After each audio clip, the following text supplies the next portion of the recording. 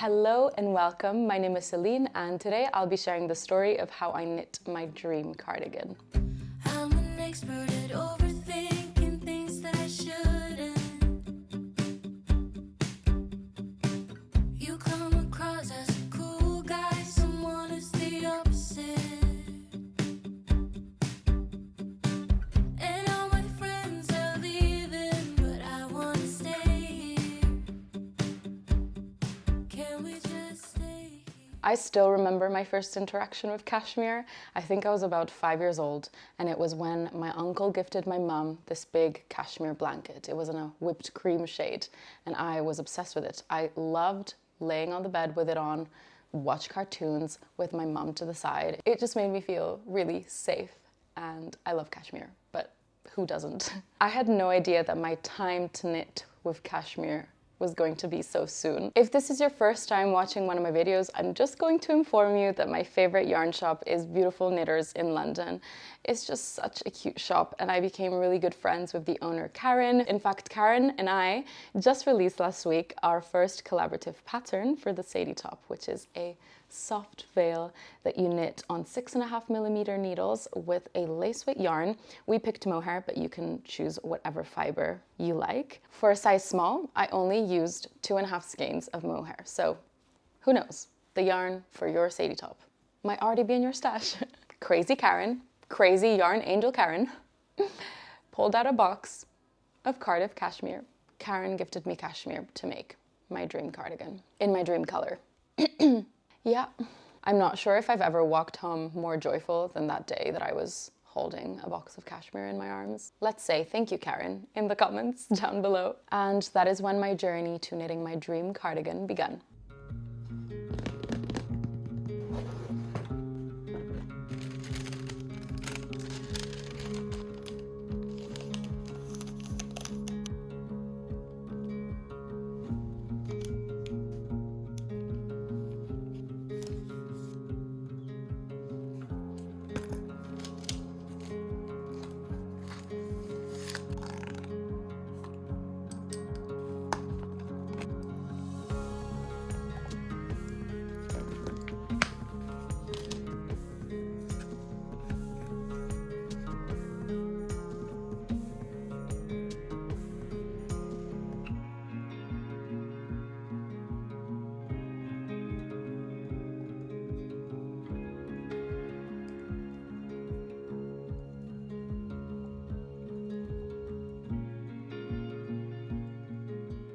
As you can see, the cashmere in the box was so dreamy. It reminded me of a box of filled donuts, and I love donuts. And by the way, the shade that I got is 714. Right off the bat, I knew that I wanted to make a modified Maggie cardigan by Petite Knit.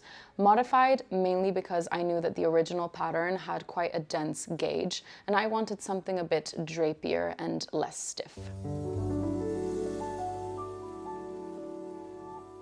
The original pattern calls for 3.5mm needles to hit a gauge of 23 stitches, whereas I hit a gauge of 19, and I'm pretty sure I used a 4.5mm needle. My thought behind it was I just wanted to give the cashmere strand some space to bloom and really become fluffy. All the modifications that I ended up making revolved around the fact that the counts were just completely different, and my gauge was 4 stitches larger than the original. In the beginning, I was scared because I feared that I was going to have to come up with these crazy calculations to adapt my new gauge to the original pattern. But then I remembered that this design is knitted top down seamlessly, so I can just try it on as I go. I don't know why I lost my voice there. So as long as I could figure out how many stitches to cast on, then it would just be a matter of me trying it on to see how far I would have to knit a certain step, when I would have to head on to the next step. So guys, modifying this pattern was extremely simple. And here's how I did it. When you're modifying a garment, it is crucial to be aware of what your gauge is in case you do have to do any calculations. It's just very, very important. So I made sure to have that down. The original collar is quite narrow, and I knew that I wanted something wider, potentially something that would expose my collarbone. So I thought, how long would my cast on be if I still cast it on the same amount of stitches that Petite Knit recommends, considering that my stitch gauge is 19 stitches and not 23. I calculated the length of this cast on, and it was obviously longer than petite knits, but I figured that that would exactly create a wider neck, like the one that I was after. So I just casted on what petite knit told me to cast on. The next step was analyzing photos of the Maggie cardigan, specifically of petite knit wearing it. The task was understanding where the different parts of the construction sit on the body. So for example, I made a note of where the shoulder line was, the part that divided the front panel of the body and the sleeve cap would kind of come up from the tip of the shoulder here, and then I would do the same from the back. So this design has this really pretty 2-stitch shoulder detail from which the front and back panel come out of. And I just tried to understand where on petite knit's shoulder that 2-stitch line ended. With these observations in mind, I just knew that as I knitted my cardigan, I was going to have to keep on trying it on to make sure that those key features hit my body at the same spots as they do on petite knit's version. So I cast it on for the back and I started knitting following the pattern. This was already the part where I was creating those 2-stitch line shoulder details. Remember, we analyzed them earlier and we figured out where the end of those lines would have to hit the shoulders looking at it from the back. So I just kept on trying the work on to make sure that I wouldn't go beyond that spot. And whenever the width of my back panel reached that measurement, I just stopped repeating.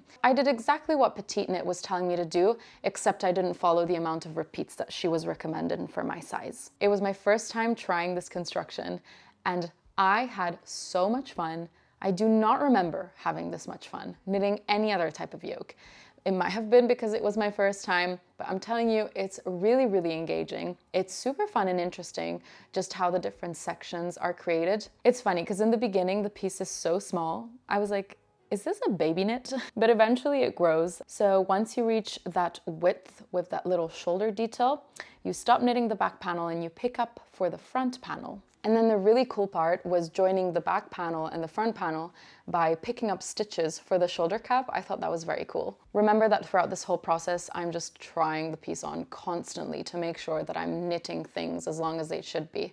And that's pretty much how I figure out how many repeats I have to do. Obviously, always make sure to note down what you've done on one side of the body so that you can recreate it exactly on the other side. Once I had the very top of my yoke all knitted up, it was time for me to cast on stitches to complete the scoop of the neck.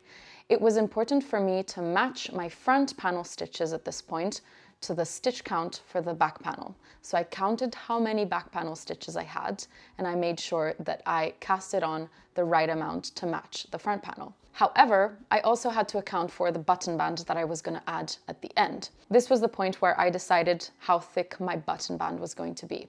So I think I wanted it to be 4 centimeters. So I measured how many stitches are in 4 centimeters and say it was like 6. So I knew that my front body panel had to be 6 stitches less than my back. I love associating memories to the garments that I'm knitting because I feel like then the finished object will be a bit of a souvenir of that point in time. And when I was knitting the yoke of this cardigan, I was back home for the summer and we did this little trip to Monza Center, which is really, really cute town center, with my friend Martino. Obviously, I brought my knitting and we would sit on the benches and chat. My brother was also there. We would chat and I would knit and it was just really cute.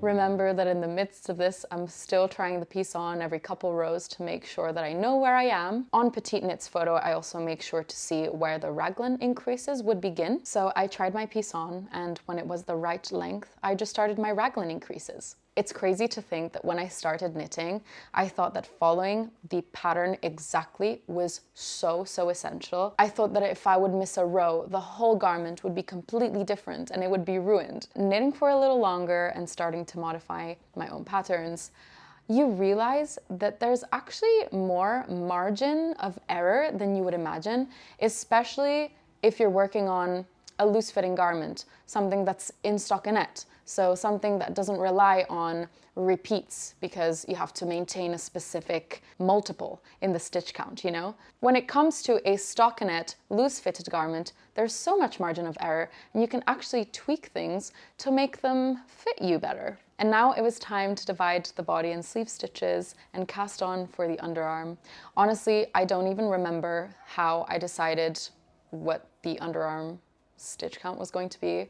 I think I just came up with one. If Petite Knit suggested 6, I probably put like 8 or something. I definitely wouldn't consider myself a perfectionist with my knitting, especially now that I'm a bit more experienced. I just go with my gut a bit, and it's really, really fun. You know, it's like controlled risks. Surely it's not risky to cast on 8 stitches instead of 6, you know? I guess that's just my invitation to you to not be so attached to calculating everything with your knitting and always knowing exactly what you're gonna do. To be a good knitter is to accept the potential of having to unravel. Once you accept that you might have to unravel, once the idea of unraveling is not so scary to you anymore, knitting becomes just such a breeze and a pleasure. And unraveling almost becomes something you're really proud of. When I unravel, I'm very proud that I can face having to undo all those hours of work. And then when I find the motivation to, you know, start again, start over, and then complete it, the reward of that is just incredible. That being said, I didn't have to do any unraveling with this piece, so I'm not sure how much you'll believe me. My approach to knitting this cardigan made it such a wonderful experience. It was obviously very wonderful because I also took it to my trip to Spain, which, by the way, let's roll some footage from that.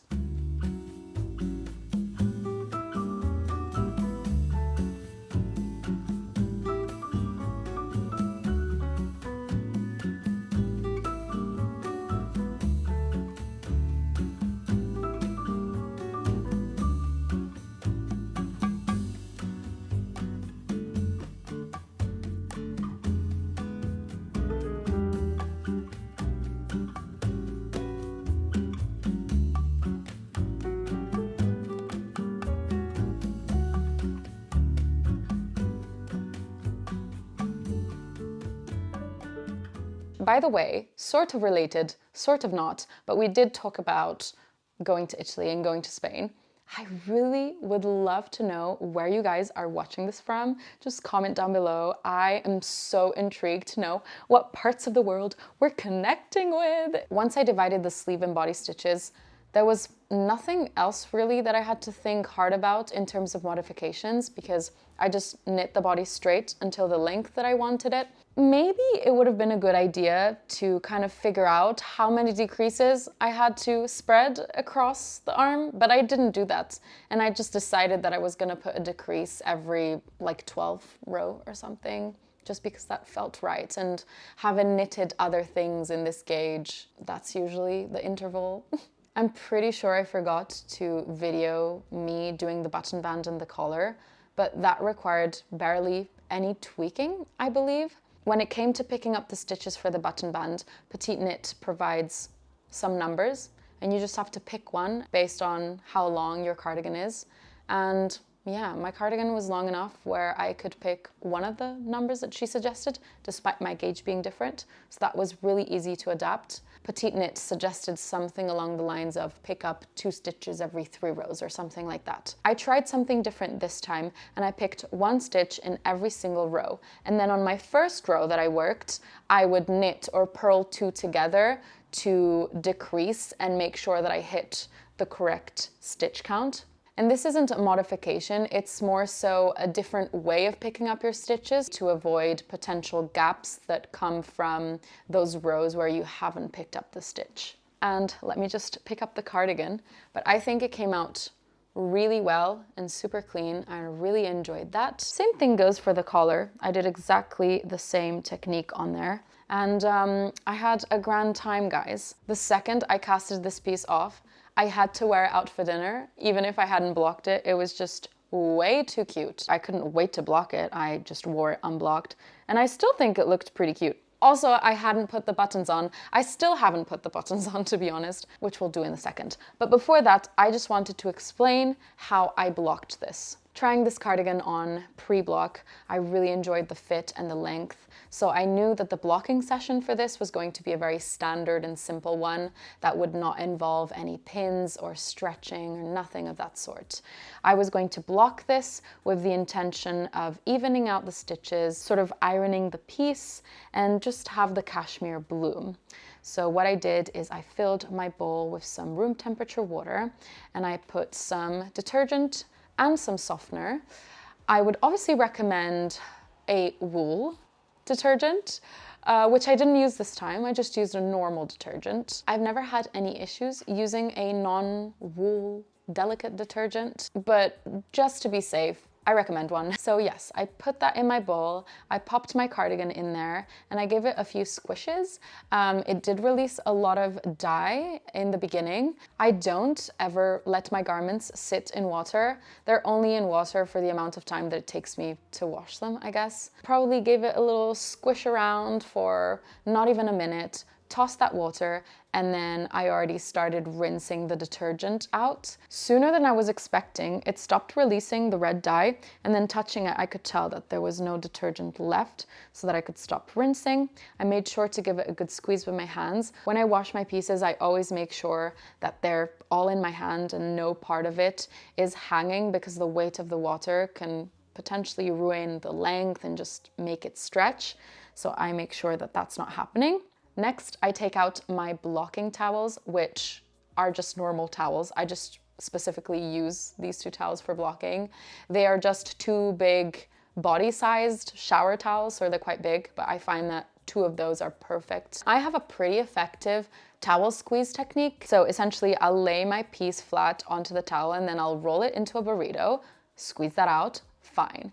But the second move is what really gets that extra water out. I take one end of the burrito and then I'll start rolling that into a cinnamon roll. And then I'll put it on the floor and I'll stand on it, I'll jump on it, have a little dance or whatever. And I'm telling you, if you do that with the second towel as well, you will have gotten rid of so much water. I've never tumble dried my knits because I'm too scared and I don't think I will ever do it. But I think this is the closest way to mimic that result. And I blocked my cardigan yesterday and it is dry. Once I squeezed out all the water, I will take out my blocking mats.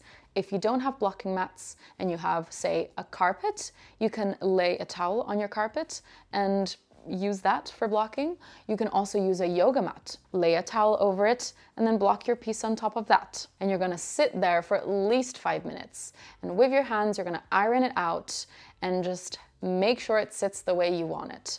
Get rid of all the creases that have formed from the towel burrito and cinnamon roll. I spent about 5 minutes doing this, I would say. And while it was drying, I would go back and do the same still, make sure that everything is still nice and flat. I mainly did it because it's cashmere and it's super soft and I just wanted to touch it. Essentially just check up on it, just shape it with your hands. Initially I wasn't going to pin anything, but I saw that the rib at the top of the button band wasn't super squared off, so I decided to put a couple pins just to kind of have it dry in a nice straight edge. Often I would recommend to measure your garment before you block, so that then you can adjust the measurements post-block. But since I wasn't doing any stretching, I wasn't really interested in measurements, so I didn't take those. If it's winter or if your garment is really thick, I would definitely recommend flipping it after maybe a day to make sure that the back gets a chance to dry as well. I didn't have to flip it in this instance because it's warm, but also my fabric is thin. I mean, you can see that it's kind of see-through, but it's something I do recommend if you're struggling with the drying time. And finally, we have my finished modified Maggie cardigan. I'm now gonna go ahead and add the buttons, which by the way, I haven't found my dream buttons for this piece yet. It's proven to be a bit harder to satisfy my vision. I wanted small buttons, wooden, in exactly the same shade as this yarn. But all I could really find were these plastic buttons that are red, but not the same red. However, they're a bit transparent, so once you layer them on top of this yarn, they blend in. I just don't love that they're shiny. So essentially, I know that these won't be the final buttons, but I can always change them up once I do encounter the perfect ones. Yeah, I'll just put those on and I'll show you what it looks like.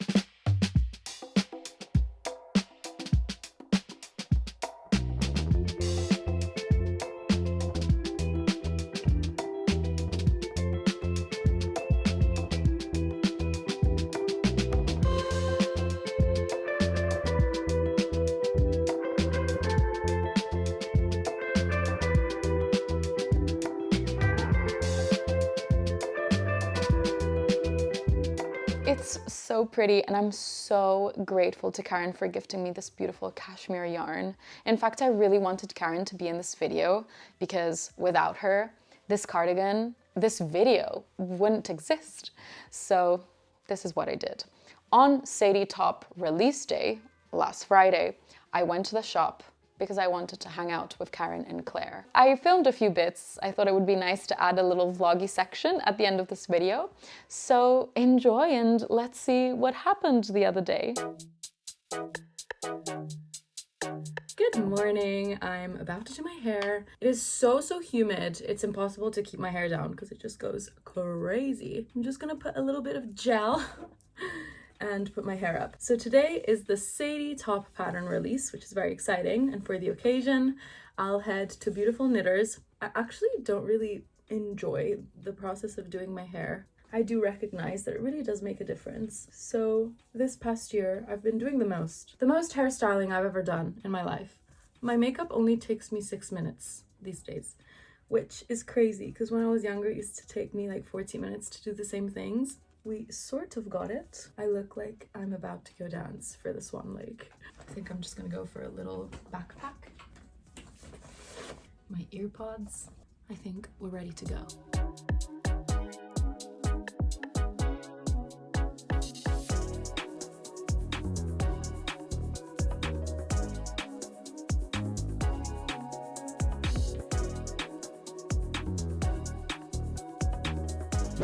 Hi, it's Editing Céline, and this shot of the project bag from the Knitting Swan that they have at the shop reminded me that I forgot to show you something very important.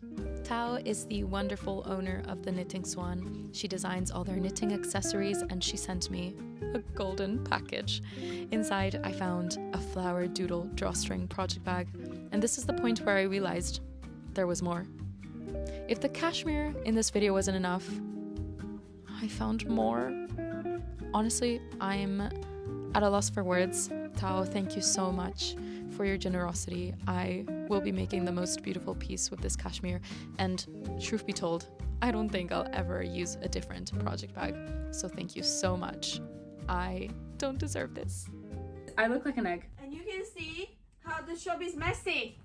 It's messy. We are in Beautiful Knitters, and Karen, are you restocking? I'm restocking. She's restocking. Oh my god, hi Claire! Oh, hello.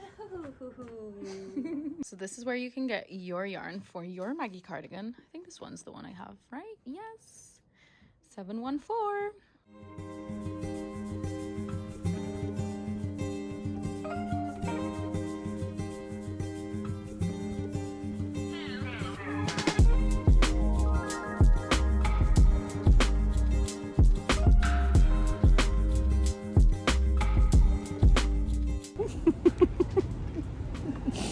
Cucumber.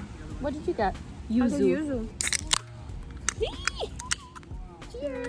Cheers. Happy birthday.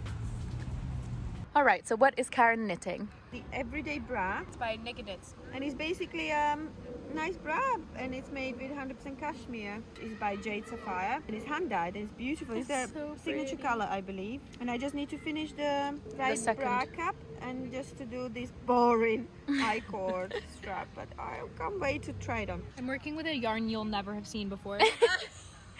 I found it. I discovered it. No, this is Karen's stash yarn that she very kindly let me use. So I'm working on some gift knit. Little Sophie. Who is the gift for? You can say. TBD. The light is amazing. I was about to say, this light makes you look like a sweet angel. Like an actress. Yeah, literally. Wow. It was meant to be. How do I look like? Oh, actually, Yeah, the the light's light is really good. I like. So obviously Karen is a continental knitter. You have people like Karen who knit with their index like really far away from the work. And then you have people like Thea who knit with their index super close to the needles. And then Claire. Well, I'm actually doing a little Oh my god, continental as well. You're doing continental. I switch off because I learned to do continental throwing She throws with her left with my left. hand. And I also want to show you something. When you struggle when you are knitting flat and you got loose edges, so I do the first stitch. I'm now knitting, yeah? Yeah. I do the first stitch and then I need to do some decrease, so ignore this.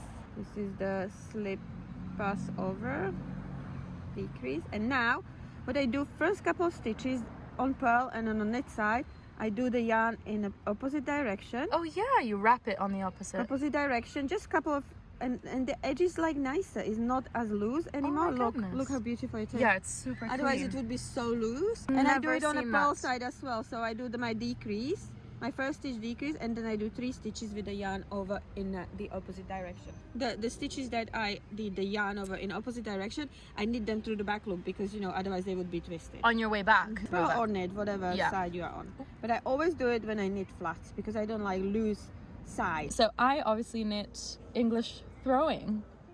So let us know in the comments how you knit. But you can also do continental, so show us Kind how of. you do your continental. Well, I'm not that good, to be honest. No, but still we can have a laugh. I was.